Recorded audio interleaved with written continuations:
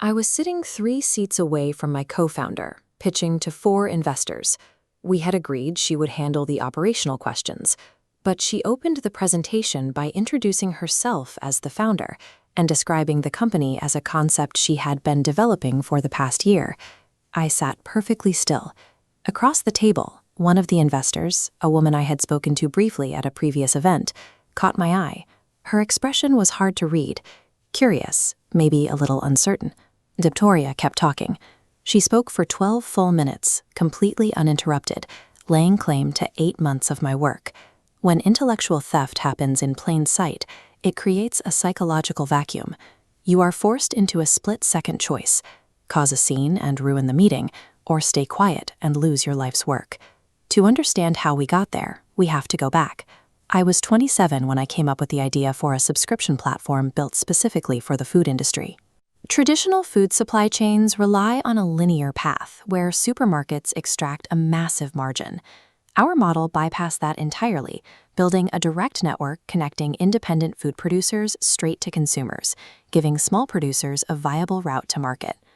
I spent 8 months building the concept out alone, calculating market sizing, mapping competitor share, and building revenue models. By the time I started looking for a partner, I had a 40-slide pitch deck and a working prototype. But I knew my weak points. I lacked experience in high-stakes investor rooms, so I looked for an operator with a strong network who could project confidence in places I wasn't yet comfortable. I wanted the partnership to work, so I shared everything. Within the first month, I handed over every single operational document, every financial model, and the transcripts of every conversation I'd had with potential customers. Outforcing confidence in a business usually requires outsourcing control. By giving her the entire playbook, I created the exact structural vulnerability she needed to try and take the company. Back in the boardroom, 12 minutes into Victoria's pitch, she paused for questions. That is when I decided to speak. I spoke in a level tone, keeping the focus entirely on the mechanics of the business. I addressed the investors' questions by walking them through the specific technical decisions behind the product architecture. I detailed the granular customer research and recalled exact quotes from early supplier conversations. Victoria tried to interject twice, but the answers required details she didn't possess. The investors stopped listening to her and started directing their questions entirely to me. Professional investors recognize the difference between a memorized pitch and the knowledge that comes from building a foundation.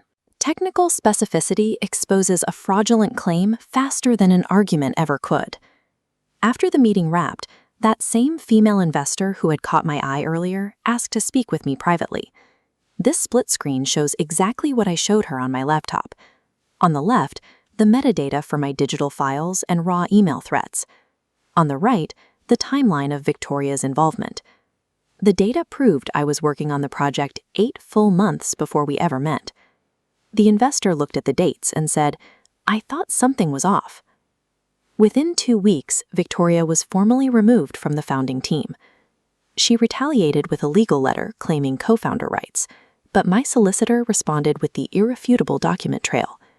We never heard from her lawyer again. That same skeptical investor ended up leading an introductory funding round for us. It was a smaller check than our original target, but it gave us the capital we needed to begin building properly. 14 months later, the platform launched. Today, we have over 400 independent producers onboarded and a growing subscriber base. Victoria, meanwhile, has moved between 3 different roles in the past 2 years, without landing any permanent success. Victoria could present the concept, but she couldn't defend it.